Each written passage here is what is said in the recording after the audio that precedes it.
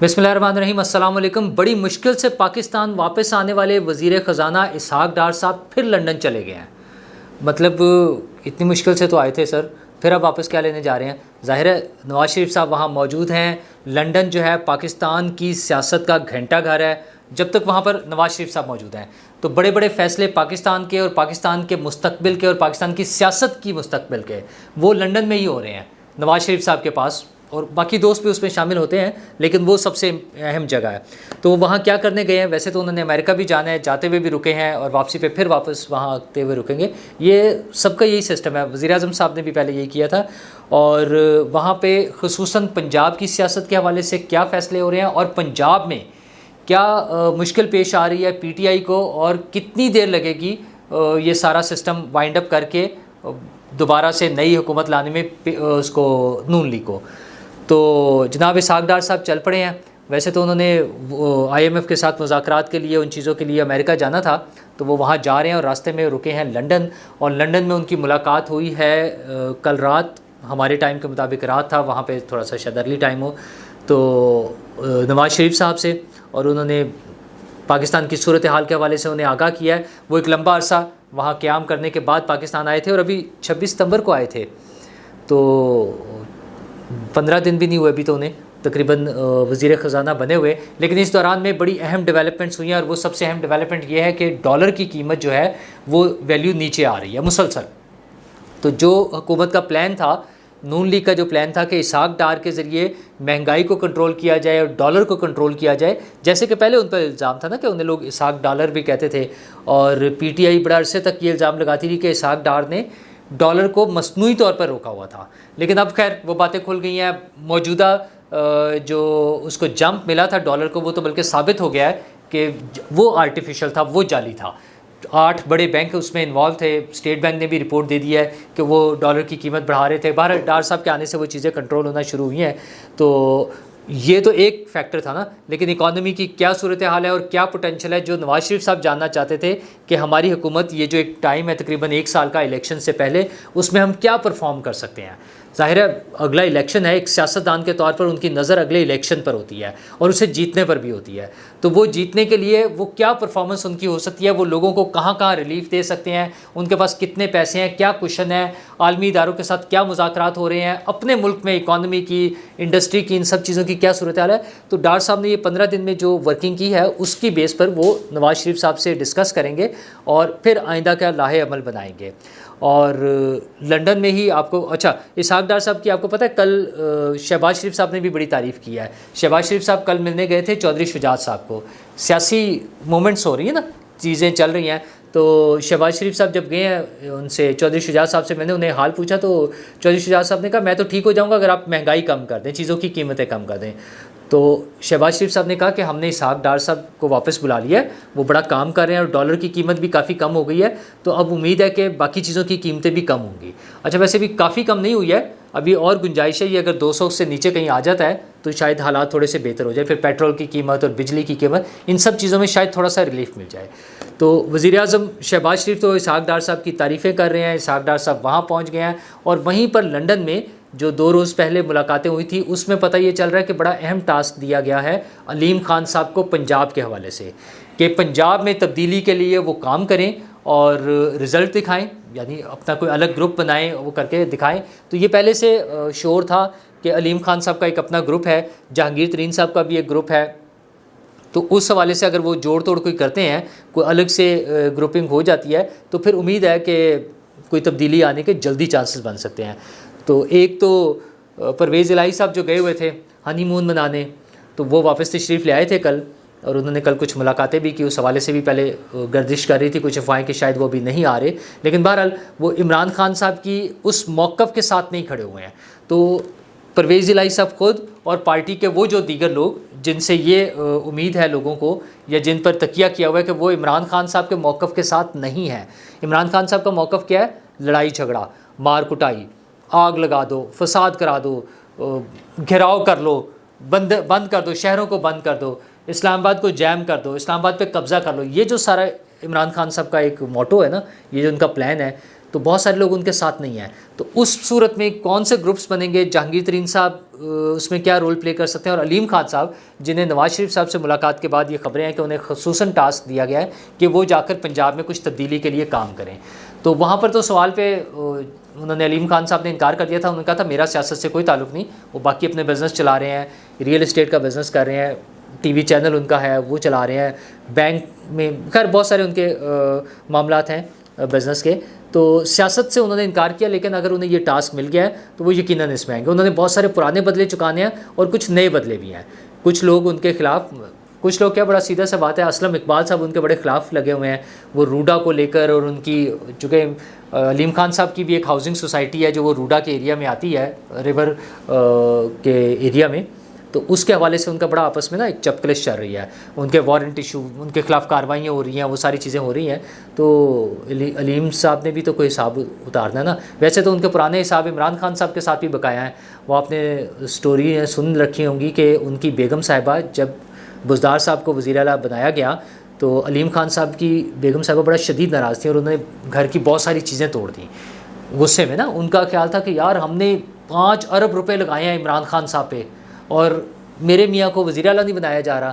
تو عمران خان صاحب بعد میں تو بہت ساری باتیں کرتے رہتے ہیں کہ ان کے خلاف کیسز تھے اور پتہ نہیں کیا تھا, لیکن ساتھ ہی بیچ میں کنفیوژن کا شکار ہوتے ہیں نا, تو اور جھوٹ کے کوئی پاؤں نہیں ہوتے, تو وہ باتیں بار بار بدلتی رہتی ہے. پھر بتاتے ہیں کہ میں تو علیم خان کو وزیر اعلیٰ بنانا چاہتا تھا, تو پھر اس کے وہ ہو گئے وارنٹ ایشو ہو گئے, اس لیے میں نہیں بنا سکا. پھر دوبارہ بنانا چاہتا تھا تو وہ اس نے پارٹی بدل لی.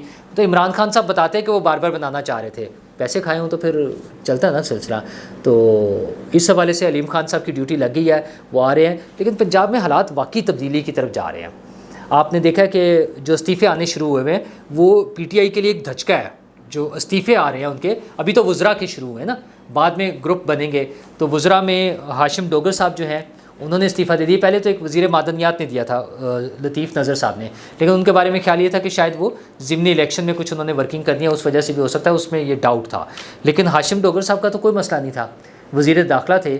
تو اصل میں پنجاب سے جو سپورٹ ملنی ہے عمران خان صاحب کے ممکنہ لانگ مارچ کو, جو انہوں نے پلان کیا ہوا ہے, سوچا ہوا ہے کہ چڑھائی کرنی ہے اسلام آباد پہ, گھیراؤ کرنا ہے, بند کر دینا ہے, تو ہاشم ڈوگر صاحب اس کے لیے تیار نہیں تھے. ہاشم ڈوگر صاحب وزیر داخلہ کے طور پہ ان کے حوالے سے 1-2 دفعہ چیزیں آئی ہیں کہ وہ سپورٹ مہیا کریں گے یا نہیں اس کو لانگ مارچ کو. بلکہ وزیر اعلیٰ پنجاب جب لنڈن میں تھے وہاں پر بھی ان سے بات ہوئی, تو انہوں نے کہا, انہیں بتایا گیا کہ ہاشم ڈوگر نے انکار کر دیا وزیر داخلہ نے. تو وزیر اعلیٰ نے پھر یہی کہنا تھا, ان کا جی اس کا تو دماغ خراب ہے.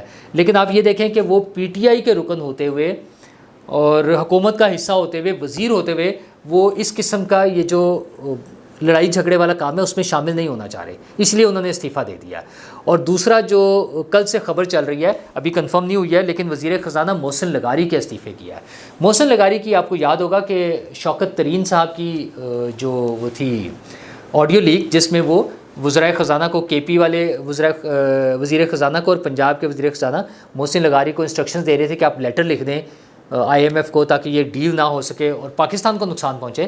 تو محسن لغاری وہ بندے ہیں جنہوں نے ان سے یہ کویشچن کیا, انہوں نے کہا کہ سر یہ پاکستان کے مفاد کے خلاف تو نہیں ہے.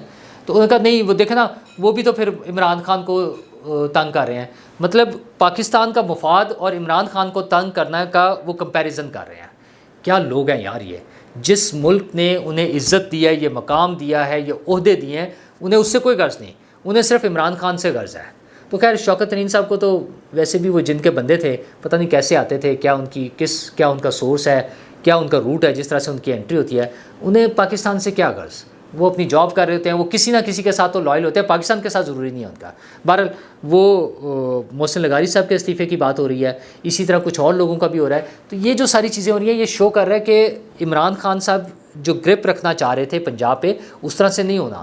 وہ افسروں کو بھی ہدایات بھی دیتے ہیں, ڈائریکٹ بھی ہو جاتے ہیں, لیکن ان ہدایات پر عمل نہیں ہو رہا, جس کی وجہ سے پنجاب ان کے ہاتھ سے نکلتا جا رہا ہے. اور یہ جو استعفے اور اس طرح کی چیزیں چل رہی ہیں, اس سے پتہ چل رہا ہے کہ شاید یہ والا سیٹ اپ زیادہ عرصہ نہ چل سکے. اور علیم خان صاحب کا بھی ڈیوٹی لگ گئی ہے, تو وہ بھی آ رہے ہیں. ویسے تو اوور آل سینیریو میں بھی کافی ساری چیزیں ہو رہی ہیں, جس میں جہانگیر ترین صاحب اور احمد محمود صاحب کا بھی ملاقاتیں ہیں, اور وہاں پہ جو معاملات چل رہے ہیں اس سے لگ رہا ہے کہ وہ جنوبی پنجاب والا شاید محاذ پھر دوبارہ بن جائے اور وہاں پہ ایک بڑا گروپ بن جائے. ذرا الیکٹیبلز ہے نا, عمران خان صاحب بھی تو 2018 کا الیکشن اسی طرح جیتے تھے الیکٹیبلز کے سر پہ.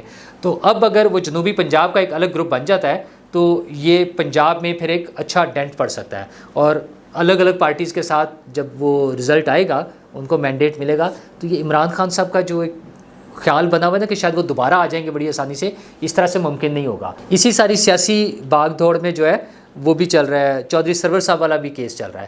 چودھری سرور صاحب کوشش کر رہے تھے کہ نون لیگ میں شامل ہو جائیں, وہ تو نہیں ہو سکے. اب وہ بھی یہ جو جہانگیر ترین صاحب اور احمد محمود صاحب کے ساتھ ایک جو نیا گروپ بنے گا ممکن ہے اس میں شامل ہو جائیں. تو چودھری صاحب 2 مرتبہ گورنر پنجاب بن چکے ہیں, پہلے نون لیگ کی طرف سے, پھر پی ٹی آئی کی طرف سے. اب دیکھیں انہیں کیا, ویسے تو وہ وزارت اعلیٰ کے امیدوار ہیں اپنی طرف سے, وہ تو وزیر اعلیٰ بننا چاہتے تھے. تو اب دیکھتے ہیں کہ یہ نئے گروپ میں جا کر اور نئے سیٹ اپ میں انہیں کیا موقع ملتا ہے. ہاں, پنجاب کی ایک چیز اور مس ہوگی کہ عمر سرفراز چیمہ صاحب کو حکومت نے, پنجاب حکومت نے اس میں وزارت داخلہ میں لگا دیا ہے. ہوم منسٹری جو ہے پنجاب کی, وہ اس کا انہیں مشیر بنا دیا ہے. وہ پہلے ہی وزارت اطلاعات کا جو ہے مشاورت ان کے پاس ہے, مشیر وہ ہیں آلریڈی, اس حوالے سے کام کر رہے تھے. اصل میں یہ ایک کانفلکٹ والی پوزیشن ہے, مطلب وفاقی حکومت کے خلاف آپ نے لڑنا ہے, جھگڑنا ہے, فورس دینی ہے, ریسورسز دینے ہیں, وفاق کے خلاف کام کرنا ہے نا. تو پولیٹیکل لوگ جو ہیں وہ اس میں آگے آنے کو تیار نہیں ہیں. اسلم اقبال صاحب کا نام آ رہا تھا, لیکن اسلم اقبال صاحب نے بہرحال روایتی سیاست میں حصہ لینا ہے, ہمیشہ آئندہ بھی لینا ہے. پہلے بھی وہ ایک سیاستدان ہے, الیکشن لڑتے ہیں, تو وہ تو اس میں نہیں آنا چاہتے, اس کانفلکٹ میں نہیں آنا چاہتے. وہ علیم خان صاحب سے ان کا جھگڑا اپنی جگہ, لیکن وہ وفاق کے خلاف اور اسٹیبلشمنٹ کے خلاف عمران خان کے بیانیے کو شاید زیادہ آگے لے کے نہ چل سکیں. انہوں نے تو انکار کر دیا. تو عمر چیمہ ایک ایسا کینڈیڈیٹ ہے جو ظاہر ہے ان کے وہ پولیٹیکل سٹیکس اس طرح سے نہیں ہے, نہ ان کی اپنی کوئی کانسٹیٹوئنسی ہے, نہ انہوں نے الیکشن لڑنا ہوتا ہے. تو وہ اس عہدے کو سنبھالنے کے لیے تیار ہو گئے ہیں. لوگ انہیں مبارکبادیں دے رہے ہیں, پارٹی کے اپنے لوگوں نے ٹویٹس کیے ہوئے ہیں.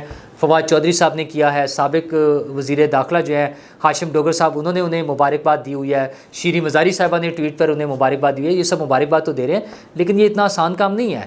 وزیر داخلہ بننا یا مشیر داخلہ بننا, یعنی وزارت داخلہ کو سنبھالنا, یہ جو لانگ مارچ اور دھرنے اور لڑائی جھگڑے ہونے ہیں, یہ اتنا آسان کام نہیں ہونا. وفاق نے بھی تیاری کی ہوئی ہے, تو پنجاب اس میں کیا کر سکتا ہے سوائے اس کے کہ آپ انریسٹ کریٹ کریں. اور عمران خان صاحب کا یہی پلان ہے, انریسٹ کریٹ کرنا ہی ان کا پلان ہے. لیکن ساتھ ساتھ بہت ساری چیزیں چل رہی ہیں. وہ جو کیسز چل رہے ہیں نا عدالتوں میں, اور میں نے کل بھی ذکر کیا تھا کہ سپریم کورٹ کے حوالے سے کچھ معاملات حکومت کوشش کر رہی ہے. تو مطیع اللہ جان صاحب نے تو خبر دی ہے کہ معاملات طے ہو گئے ہیں. مطیع اللہ جان صاحب نے اپنے ویلاگ میں انہوں نے اس میں بتایا کہ ان کا اسلام آباد ہائی کورٹ کے چیف جسٹس صاحب کا فائنل ہو گیا شاید کہ انہیں سپریم کورٹ میں لے جایا جائے گا. تو اگر اس طرح کی ڈیولپمنٹس ہو رہی ہیں تو عمران خان صاحب کے لیے کوئی اچھی خبریں نہیں ہیں. انہیں روایتی سیاست پر آنا پڑے گا. یہ جو اینگری ینگ مین والا وہ اپنا شو کرنا چاہ رہے ہیں نا کہ لڑ جھگڑ کے, غصہ کر کے, سب کو پریشرائز کر کے وہ کر لیں گے, اس طرح نہیں ہوگا. ہاں, سیاست کریں, عوام میں آئیں, ووٹ لیں, لیکن لڑائی جھگڑا کر کے نفرت کے ذریعے نہیں. ووٹ کا تو ٹائم آ گیا, کتنے دن, 2 دن رہ گئے نا, تیسرے دن تو الیکشن ہے, 16 تاریخ کو الیکشن ہے. آ جائیں, اس میں حصہ لیں, اور پھر پتہ چلے گا کہ کون جیتتا ہے اور کون ہارتا ہے. شکریہ.